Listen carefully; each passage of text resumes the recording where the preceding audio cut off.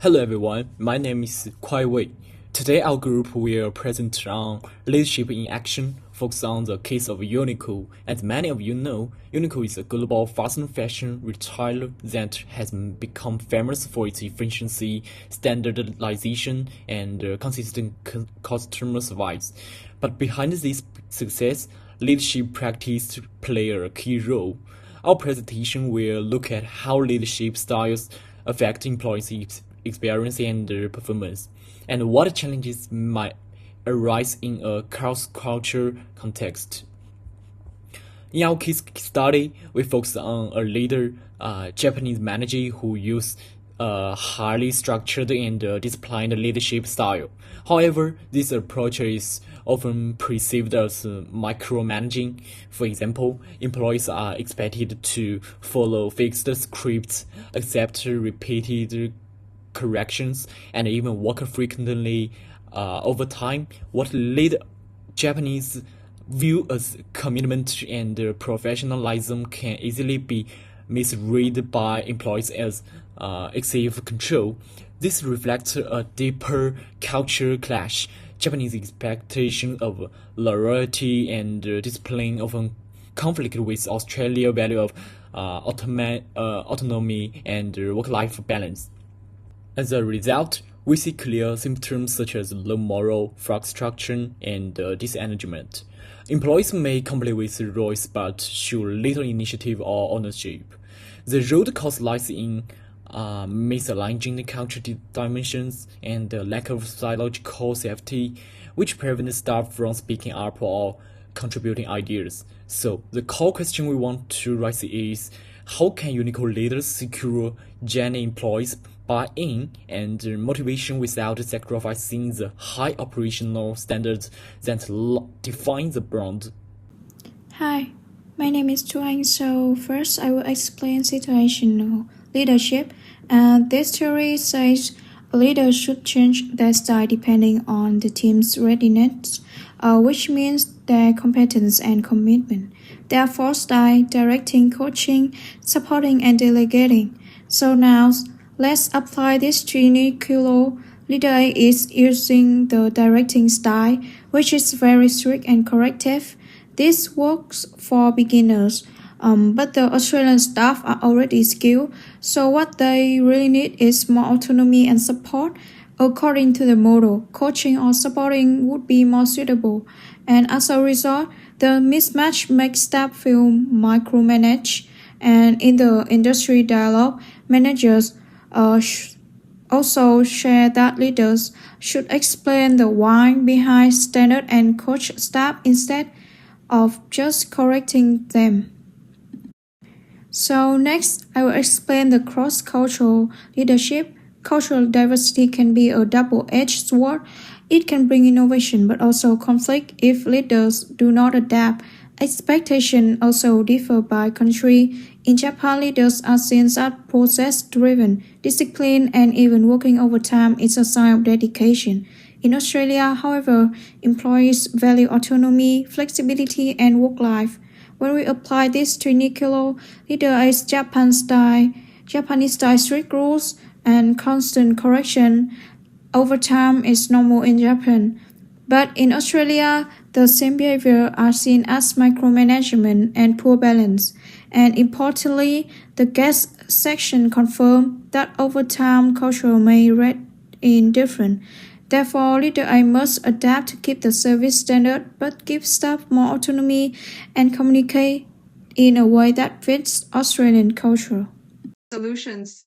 The challenge is a mismatch between leader A's directive style and the Australian team's expectations. To solve this, a hybrid leadership style that combines transformational and servant leadership are recommended. Transformational leadership can motivate employees with a clear vision by linking daily tasks to the ground vision of customer trust. Compared to merely demanding obedience from employees, this approach cultivative sense of ownership. In the cultural context of Australian employees value autonomy and physiological safety. Servant leadership focuses on listening, empowering, and supporting, which can more directly address issue of moral and differences in cultural styles.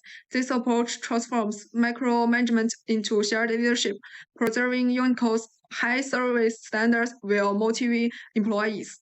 And there are three practical actions. Firstly, guard reconstructing standard cognition. The speakers stressed that leaders should not only correct mistakes, but also explain the purpose, so employees feel meaning rather than pressure. Second, grant decision-making autonomy. Implement flexible hours, avoid non-urgent overtime, and resolve unexpected tasks through negotiated compensatory timeout. Additionally, improve efficiency with a priority list to remove the misunderstanding that overtime equals dedication. Third, establish feedback loops. Hold regular two-way communication meetings to allow employees to express concerns and suggestions. It can improve the team's physiological safety and increase employees' engagement. This action solves the root causes and bring tangible change here, moral strong retention and consistent service quality.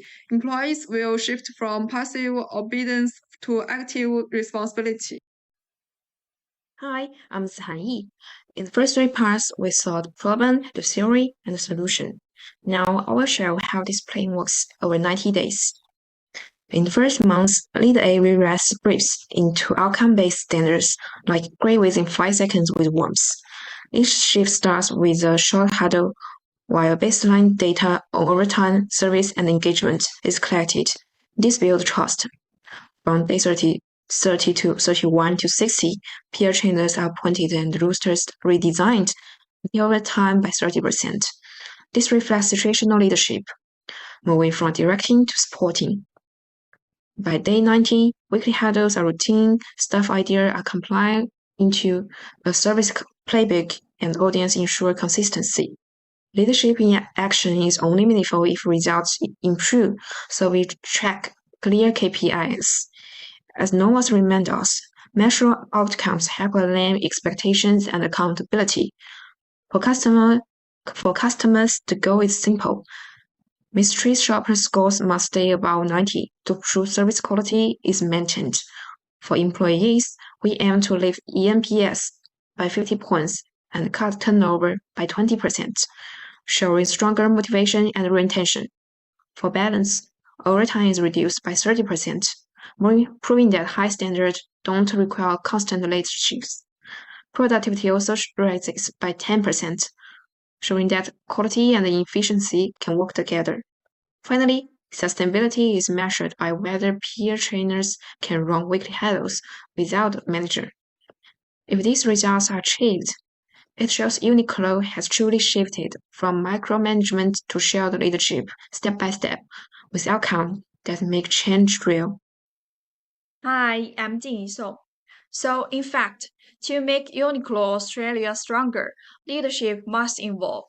We call for a shift from control to trust. Leaders should expand the why, reduce overtime, and empower staff to take ownership. These changes will build a more motivated team, improve service, and help Uniqlo grow sustainably in a diverse market. The time to lead differently is now. Now come to the last part. Let's make summary of our findings.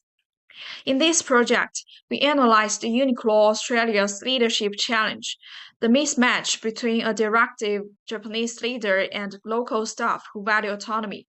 Using situational leadership and cross-cultural leadership theories, we found that leadership style must adapt to team readiness and cultural expectations.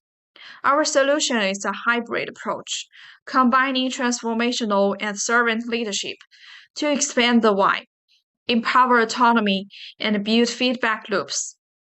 We designed a 90-day implementation plan. Month 1 focuses on shifting from strict rules to outcome-based standards and collecting baseline data. Month 2 empowers peer trainers and reduces overtime.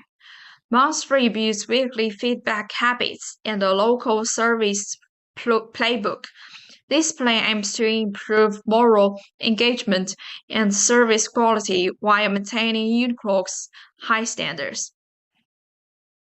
And that's everything. Thank you for listening. And here is our reference list. Thank you.